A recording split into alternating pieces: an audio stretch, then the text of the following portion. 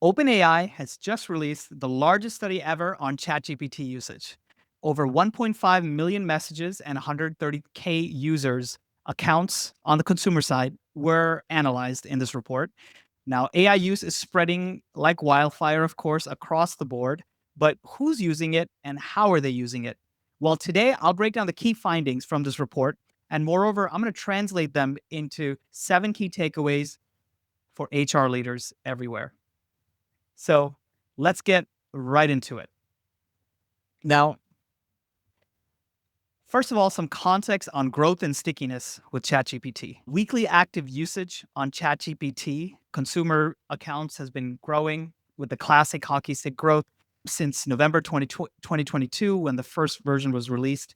Now, going into September 2025, we are touching almost 800 million weekly active users. It's pretty nuts. But not just that, it's actually interesting that it's actually been a bit sticky. So, what's interesting there is that if you look at and normalize the amount of times per day, daily messages, an average user when they started back in July 2023, they use that as your baseline or your 1x following this line. And then you think about every other cohort, meaning people who first started using ChatGPT, let's say every 6 months or so, I think they're doing. So going into 2024 and all the way into folks starting in July 2025, pretty much every cohort has gone up to using ChatGPT more than your average user was using it back just 2 years ago. So what does that mean? Higher, stickier usage. And as obviously new cohorts get into it, they start to get more and more usage. So what that's telling you is that it's getting more ubiquitous and people are using it more. And this is obviously a proxy for AI everywhere. So, with that said, let's go into looking at exactly what this study is talking about. As I said, 130K users. These are consumer accounts only, so no enterprise data. So all you like HR compliance legal folks out there, right? You probably signed those enterprise deals thinking that your data is not going to be used for training or for research purposes without your express acknowledgement. And yes, that is the case. But all those consumer and prosumer accounts, that's what this data is pulling from. 1.5 million messages, and it's across every single type of use case. So it's everything that people are doing. So it's interesting because a key aspect of the study is that they split the types of queries into work related tasks and non work related tasks. And this could involve things that are like drafting emails, summarizing content, etc. But for all of you HR folks out there who maybe feel like you're not seen, guess what? The OpenAI research team, they see you because look, when they're training their classifier to classify a particular query as being work related or non work related, and they're trying to tell us all about what that means, here's an example of something that is likely work related, likely part of work. Rewrite this HR complaint. So if you're seeing your employee relations department get tidier, fancier, and deeper and accurate prose, it's probably because the complaints are coming in intermediated by ChatGPT. Interesting aside, I had no idea that whether ice can reduce pimples, but now I'm curious, but we don't have time to get into all of that. But this is a key distinction we're going to look at throughout our analysis here.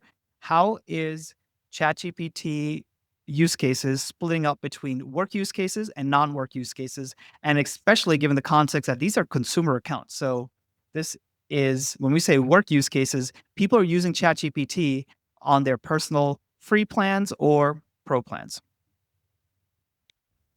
Now, finding number one, before we get into the what's going on from an HR perspective, broad demographic usage, gender gap, age, industries. That's what I want to talk about. Let's just first talk about gender gap. So I just did this graph here just to really make it clear. So in 2022, 80% of ChatGPT users were male. Right now, it's 48%. 20% were female. Right now, it's 52%. So it's interesting because with a lot of new technology, you tend to see a significant time before there's gender parity achieved. And it's almost like you get to an early majority or significant usage across the population before you get to some kind of a parity. You think like social media or like smartphones. But it seems like with every passing new technology, that seems to uh, cross into parity much faster. We could be looking at college enrollment rates going back into the 1960s in the US versus today. I guess it might just be even more skewed on both fronts if you're looking at that. I think this actually challenges what a lot of people believe is true. Let's talk about, just look at this from a different perspective.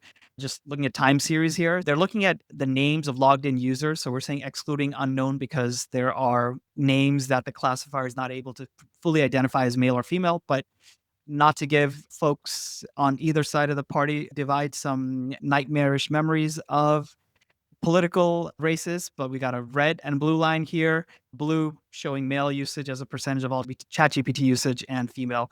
And you can see it's actually like crossed over here. Interesting to see how that's shifted over time.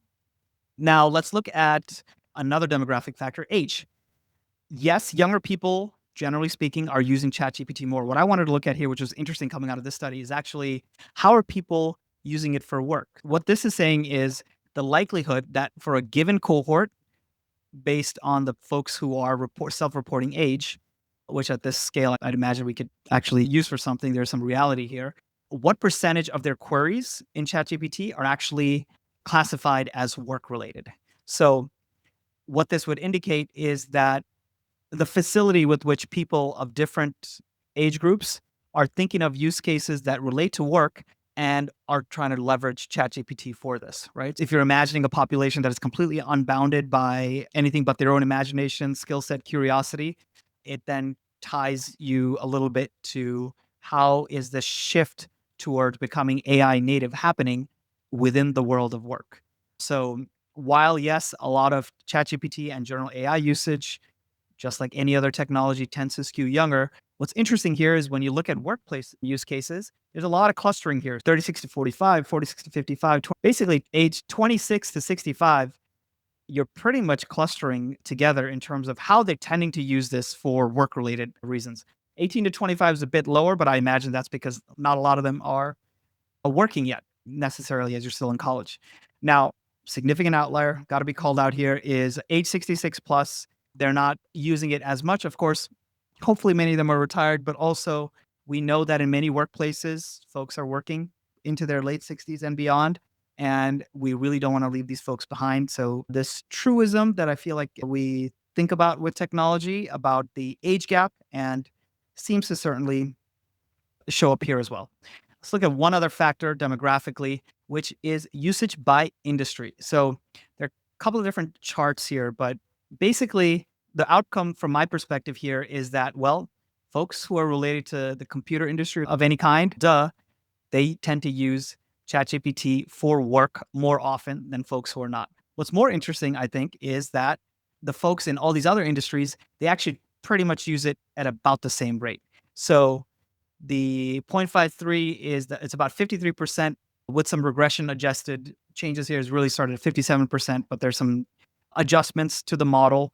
With that, 53% of folks in the computer related industry are actually leveraging it for work, but not so far behind all these other groups. Let me just quickly get you some definitions here. You might have a sense of where you might fit in or the folks that you're working with or serving or the industries that you're in. Let's start over here with, I guess this is other, we'll come back to that last, but non-professional. So administrative, clerical service, and blue collar occupations. I don't know, I'm thinking of HVAC folks in frontline service work, clerical work, plumbers, and all the rest. Now, computer related occupations. So if you're working on something related to software engineering is probably the center of that role and everything else that comes around it.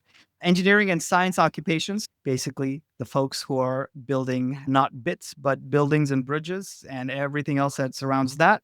Management or business, we've got our knowledge workers, probably they're classic knowledge workers coming in here, but we also have other professionals, basically trying to group people who are not in any other group, but this would include law, education, healthcare. Interesting to see that, first of all, non-professional would come in pretty much at the same rate as these other groups in terms of general industry-wide uptake, in terms of the percentage of the queries that are being used for work-related queries. And I'm using this to be a proxy for how much uptake is there in this industry to generally be AI aware to leverage this technology for work. Okay. It's a bit of a proxy, but I think that's a takeaway there, right? So that's demographics. Finding number two, AI is spreading everywhere. Now we're talking about global adoption, and they did some interesting analysis grouping countries and usage by high income to low income, middle income countries. So typically with new technologies, if you think about smartphone usage or the spread of broadband, the investment happens slowly, first in the most highest GDP per capita countries, and then spreads out into middle income and eventually lower income ones.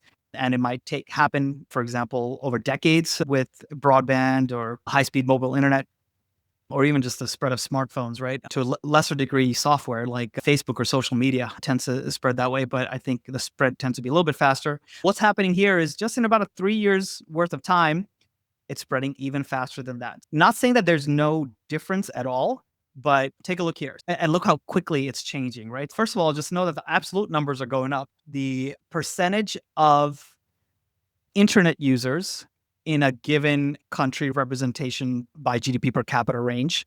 Just look at the blue lines are going up. In 1 year, it's going significantly up, right? So from a place where you had at max 10% of internet users actually having some experience with ChatGPT, now we're looking at more like 30%, right? And this is going to continue to grow, if not with ChatGPT, obviously with consumer AI usage in general. But what's interesting is although you see a little bit of a spread now coming up, right, with let's say 20K plus or even 15K plus per capita countries where you're seeing significant usage, now know that on the global stage, about 10K or 13K, you might say, is a split to talk about a high income country versus a medium versus a low income is just a couple thousand, I think, the GDP per capita. But effectively what's happening here is that the usage is spreading across the board and including in middle to lower middle income countries. It's not quite as high, but it's increasing fast and faster than other countries, right? So that than the rich countries. So this is incredible parity. It is a bit slower, but my takeaway here is that it's just zooming along, and the parity that we're going to see in middle income countries throughout the world, folks in the population leveraging AI on a day-to-day basis, is going to be much faster. That is going to catch up to what's going on in the first world, as we say. All right. Finding number three. So this is about how people actually use it. So my translation is basically when they're using it for personal use cases, people are basically using it instead of Googling. And when they're using it for work, though, they're using it for tasks. Let me just go through these three use cases, which is a pretty good model actually for everyone who wants to think about what are all the ways that it seems like infinite, the types of ways that people can use AI. And if you're really trying to wrap your mind around it, let's take a page from what the researchers did. So questioning. So that's the first category, right? So of all of this data, about half of all the use cases are questioning types of usages. So questioning, to me, it's like Googling, right? So it's saying, I have a question about something, getting an answer, right? Maybe you might go a couple steps deeper into that, which is obviously a slightly different, subtle use case or user experience when you're using LLM like ChatGPT versus Googling it. But I call this as a metaphor, the Googling, right? This is what people are using it for. I have a question, get me an answer. Now, the second thing is tasks. So about 40% of use cases are about tasks. So it's actually trying to get the AI, ChatGPT in this case, to get you to do something. Help me get this thing done. I want help writing something, summarizing something, synthesizing a thought. Help me rewrite something with this particular angle in mind or with that audience in mind, etc. That's what this is really talking about. And interestingly, there's this 11%, which is of this type exploring. Right now, exploring could be, so you could think of it as on one end, it's just the data dump for the other, because you can basically say anything to ChatGPT. And so the classifier is not exactly confident in what kind of thing it is. So let's just put in this other bucket. But I think there's a little bit more to it than this.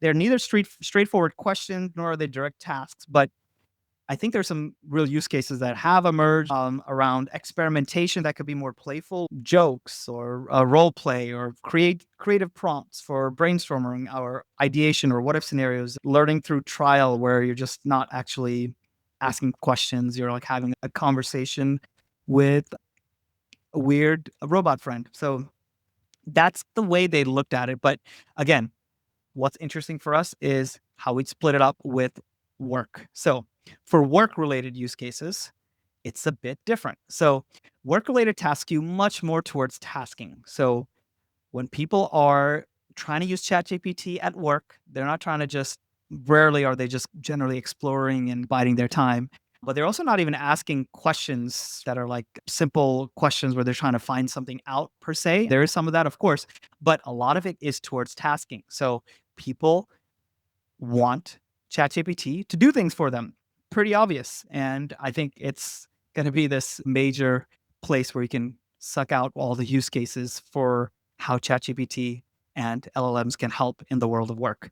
That is a key finding. Number three. Let me go into the next slide here. Get a little bit more into the breakdown. Beyond that high level, you can look at this chart to get a sense of how people are using it across the board. Now, this is consumer and there's all types of use cases, right? Writing is a big percentage at the highest with 28.1, along with practical guidance. Help me, give me some advice on certain categories or tutor me or teach me X kind of skill. There's specifically seeking information, asking questions, including, by the way, about recipes and products. So people are starting to do some of these things that obviously people say how ChatGPT is coming for Google. This is definitely one big piece of their ad business, but there's many other things. So one key thing is computer programming and technical help. It is there, but in the broad consumer usage of ChatGPT, it's a tiny drop in the bucket, or about 4.2%. Now, also, interestingly, we have multimedia. So people either looking for creating images or retrieving images, or maybe even analyzing images. That's an interesting kind of subset of what's going on.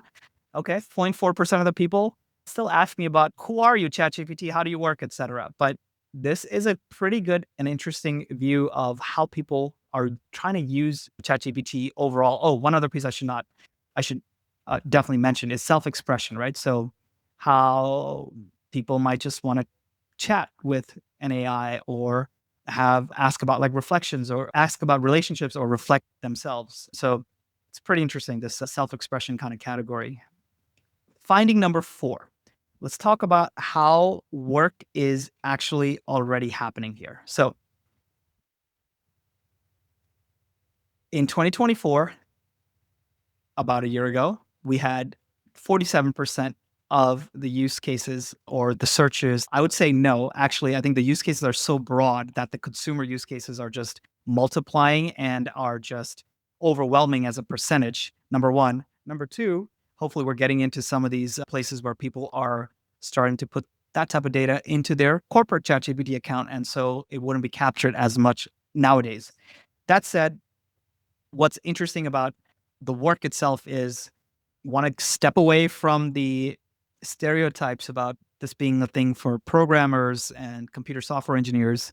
That's only a small bit. A lot of it's about writing, which is so ubiquitous across every single type of work that is done out there. People need to write. Good to know that. A little bit of insight from a time series perspective. So, what are people doing? When you look at the queries that are specifically about work, well, how does that break down? So a lot of it's writing. So whatever your job is, you're trying to get help in writing that email, writing that presentation, writing that quick Slack or Teams message, or writing a resume, writing a job description. The list goes on and on. And then there's a lot of things around practical guidance, which sometimes it's about people looking for how to deal with other people in work situations or deal with certain systems in certain work situations. You got your classic searching for information and technical help. It's interesting, this technical help actually coming down. I believe it's actually because of the ubiquity of many other software engineering specific AIs now, where we've gotten to the point where ChatGPT as a global generalized consumer LLM is not capturing some of these use cases as well as Claude Code or Cursor. Of course, there are other dynamics happening as well as Gemini and Copilot and all these other competitors get into the field, but you can see how it stayed pretty consistent in terms of broad usage. One interesting bump here when with multimedia was the Studio Ghibli effect back a few months ago. We had that, and you can see that. It's even more pronounced when you look at all the data, but even in how people are using it in their work accounts, work-related things, you can see there's a multimedia bump.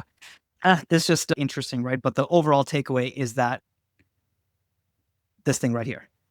When employees or people within a work setting are using AI, they want AI to do stuff for them at work. Okay.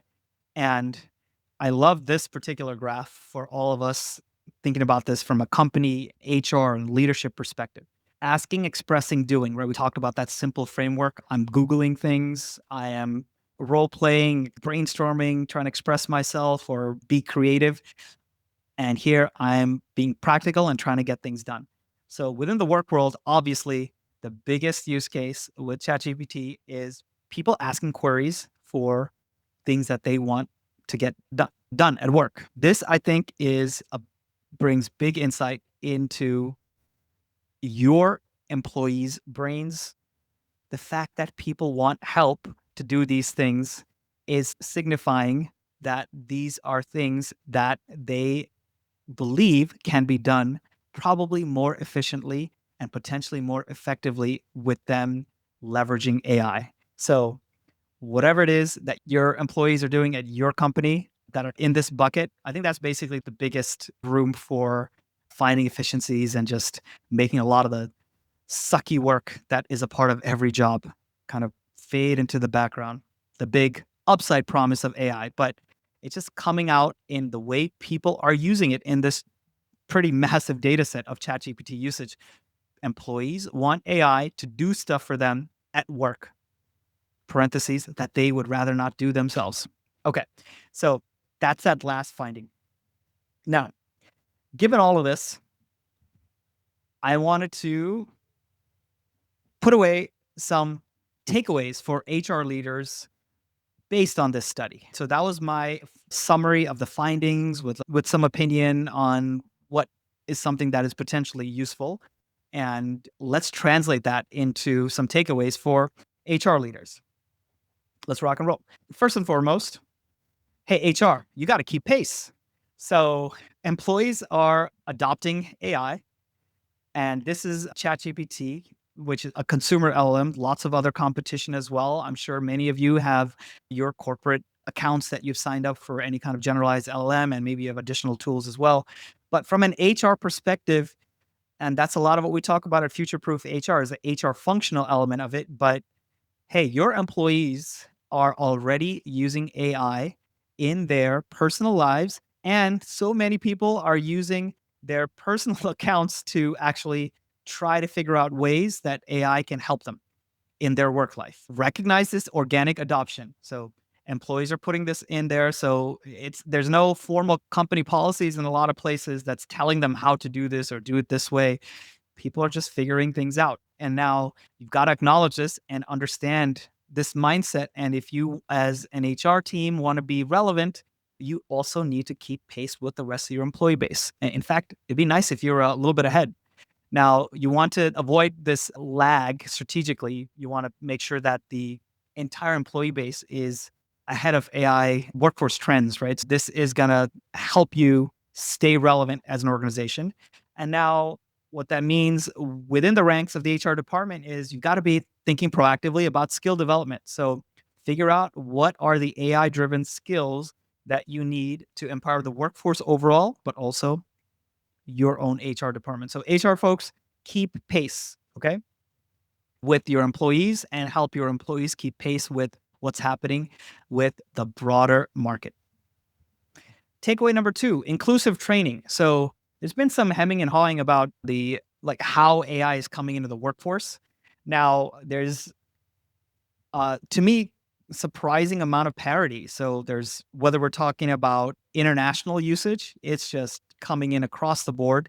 It's to middle income countries as well as high income countries. We've got gender parity and actually more potentially female users of ChatGPT than male users at this point towards the end of 2025. And from an age perspective, there's some clustering where it seems like every type of every age cohort is all looking at using AI to be more productive in their workplace, in their daily tasks. So these things might challenge some of the assumptions that you have around, I don't know, stereotypically, great, let's invest in training for our software engineering group or IT group or innovation center full of 20 somethings who are all in on AI and doing this thing out there. It's actually probably the complete opposite. And especially from a training and development and support standpoint, completely flipped because there's at least the signs. That's how I'm reading it. There's a signs that folks across the board are looking for access and looking for ways to bring this into their daily flows. So, inclusive training. Number three, start simple with pilots. Now, I found the framing that the researchers used, asking questions. I think of it as Googling, doing exploration, and also finally getting the thing to do tasks, right? All of these are three different modes to think about how you're using AI. And especially, you want to make sure that people are getting towards tasks. However, it might be interesting to start with some low risk entry points like just let's do some group brainstorming and include an AI as part of that process, or just get people in the habit of trying these things in these low impact ways. In terms of pilots, eventually to get real productivity gains and shifting your workplace to have skill sets that are future ready, you want to get people into tasks. Now, writing tasks are the simplest confidence building exercise I can think of, no matter what the function is. Help people write something better with AI and faster. There's just a way to get everyone. That's like the most basic way I think you can get people in your HR function or across the organization doing that. And then tasks. We can get into that on a future episode, but you can start with any kind of task that is repeatable and is relatively low risk and has the equivalent of an internal standard operating procedure. You can figure out some way to make that into something that is AI powered to be more efficient and also hopefully have some fun and also learn along the way as a team on how to do this. So start simple. Capture best practices. Now, this is based on the fact that there is so much widespread work related, especially task focused use cases of people leveraging ChatGPT across the board, across all populations. What does that mean? That means that in your organization, more than likely, someone, but more than likely, many people and many teams have already been practicing and identifying ways to leverage AI in their particular workflows, in their particular jobs, in interesting ways that either are gonna make the whole team say, huh, that's something that is at least lighting up my brain and it's making me excited to learn. And on the other hand, it might be saying, whoa, that is something now I can do in 10 minutes instead of 10 hours, or is something I would have never even have thought to have done before. And that's really the exciting upside, I think, with AI is all the different types of new workflows that can come out of this that we just wouldn't even considered to be a good use of our time before that we can now do. What does that mean? Identify early wins, individuals, departments who are successfully innovating and learning about different ways that they can leverage AI in their workflows, extract that, figure out a process, get it out there through all hands meetings, emails, a shared Slack channel where everyone's talking about stuff, have some kind of hackathon, or there's lots of different ways to do it, but just get it out there, disseminate it, and then you replicate it. It's pretty simple because the point is, your employees are already doing this stuff. So if you can create a little bit of structure and get this out and about throughout the organization in a bigger way, that is probably the biggest, for my money, the highest ROI L&D program probably most companies can do at this point in 2025. Next. Hey, compliance folks, this is for you. Yeah, so policies and safeguards. If you haven't thought about this yet, you really kind of should. Now, the study showing how much people are using AI in through their personal accounts and in their day-to-day just constantly. So you need to make sure that you have safe usage policies. Understand what's very simple, or it should be very simple for a new employee to understand what is acceptable to use on their personal account versus on company systems. Now, of course, you also need to protect critical data Think about employee PII, think about customer data, proprietary information. If you're SOC 2 or ISO compliant, you're thinking about this stuff anyway, but really put an HR governance lens on an AI policy overall. And you want to do this proactively because likely leaking data, leaking information. You got to keep a lid on this. This is important. HR's got to have a role in this. All leaders everywhere, you should be thinking about this because otherwise you're in for the same types of headlines that we've had around data breaches and security issues, except in a completely different lens. You don't want your company involved in any of this. And yeah, pretty obvious before, but man, this tells you got to have this in place. Last couple here, aligning skills. So you're seeing lots and lots of uptake of AI and this kind of demand almost from employees of all kinds. Now, what this means is that you can't bury your head in the sand. The skills of tomorrow for all of the current functional teams that you have and the kinds of operating rhythms that you have, it's all going to slowly shift and change. So, AI related competencies are going to come to the fore. You've got to be ready to reskill. Every organization is going through a transformation. This is akin to how, in some ways, closer to how like information retrieval and finding information was a skill, aka Googling, a couple decades ago, and started to become something you need to actively invest in. But it's so much more because the efficiency gains are just what's possible is just incredible. So you want to upskill and reskill your employee base. Those old career ladders, the performance review matrices that lead to a very long-term prepared succession plan. If you've got those, it's probably worth dusting those off. Not to mention thinking about with every new job description that you're writing and every new headcount that gets opened up, got to be working with your leaders across the organization to figure out what you're going to do next. And also got to communicate that with their employees and prepare for these augmented roles where people's roles are going to all shift no matter what you're doing. It's going to be a little bit different using more AI capabilities and figure out ways you can design AI specific curriculum for each type of role that can get them moving in this direction. Now, the last takeaway, the companies that do this are going to seize the advantage. So transforming with AI adoption into the organization is a strategic advantage from several perspectives. You can attract top talent who are curious and embracing AI and looking to work with others who are as well leveraging this in their day-to-day work and within the broader workplace. They can create a culture of innovation, curiosity, and that actually in this day and age, you need to be having AI initiatives and moving towards being an AI native organization for almost every organization to almost some degree. And it may not apply exactly to your organization, but it would to some others. And in a sufficient period of time, they're going to have market leadership. Take advantage, seize the advantage.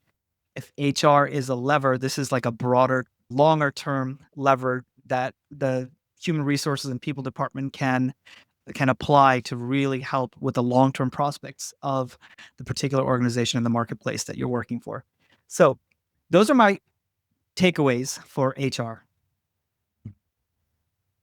Keep pace. This is for your HR department. Don't get behind your employees. Better yet, don't get behind the market. Get ahead of them. Inclusive training. Don't just train the engineers. This is shifting everyone's work based on the data, and you've got to shift towards training them as well. Start simple. Do pilots with focused, simple, sort of exploratory or information retrieval based tasks, and then get into specific productivity tasks where AI is actually doing things for you and getting efficiencies. Do pilots as much as possible. Share best practices. People are using general purpose LLMs for all types of workflows already. Find ways to suck that energy out into the organization, disseminate it, and replicate it. Update your policies for compliance. You've got to make sure that it's very clear to employees how they should be using AI and how they should not, and exactly what that means in a tactical, practical way.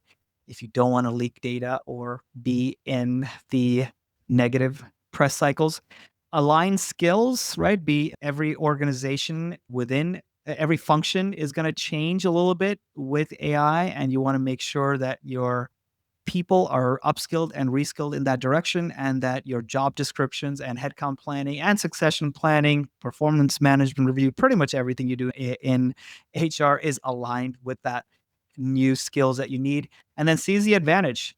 There is going to be an advantage for almost every industry, it seems, if you're seeing usage organically from ChatGPT of workers, not just in the computer fields, but in every single field. Some significant percentage, 40 percentage plus of the questions and the ways that they're using something like ChatGPT is about work. That means that the companies that figure it out in your industry are going to be set up for the long term. How can you in HR and leadership help that along? So, what's one thing that you could do right away? I'm going to go back to that share best practices thing. This is especially for the companies that, let's call them, that are not AI native, that are not talking about how important it is at an executive level or in all hands or email or exec communications. It's just not something that's happening in the culture. Maybe people feel like weird saying I chat GPT this, and it's weird that it was so fast for me. Oh my goodness, does this mean that my job is under fire if I'm actually letting people know that I'm doing this really well? You want that, you want your organization to be the opposite of that. You want it to be a place where people are excited about sharing what they're doing already, because they are. And if they can then share those examples from their personal lives with maybe the executive team could share how you guys are using it, and then you can then go eventually into how employees are using it and share that across the board, drop it in your shared channels, get this positive cycle going of curiosity and excitement that also comes in from real people bottom up using this for real use cases that feels like it's moving the company forward. So that's all for me. I thought this was super interesting study for a really interesting moment in time. We are towards the end of 2025, where now we have so much competition for ChatGPT from as an LLM. Not to mention, we've gotten so many specific specific industry level tools for specific functions, right? A lot on the software engineering side of design, for marketers, for sales folks, for folks in HR. Now, that it actually might splinter off, but the overall ChatGPT specific usage and this data trove is just so helpful in helping us understand what is happening. I hope this was useful for all of you guys. Give us a like and follow if it was. Please put in a comment. Tell me what your takeaways from this study was. What am I missing? Are there any other angles to this that would be interesting to talk about in the future? Here at Future Proof HR, what we're talking about is how organizations are changing, but we want to make sure that we are helping you future proof your organization as well as the HR and leadership function overall. And I'm adding in a link to this study if you want to check it out in more depth. I'll see you on the next one. Again, this is Thomas Kunjappu, founder and CEO of Cleary, signing off. Bye now. Hey, it's Thomas again. One quick question before you go. Are you and your HR team tired of answering the same employee questions again and again in Slack? If yes, our Cleary AI-powered Slack bot is here to help. It takes routine employee requests and answers it automatically while freeing up time for you to take on more important tasks. At the same time, it automatically builds up an HR knowledge base as you go. It's quick to set up, works right in Slack, and you can try it for free. Just head on over to gocleary.com/HR-chatbot to install it. It's again, gocleary.com/HR-chatbot. Thanks again.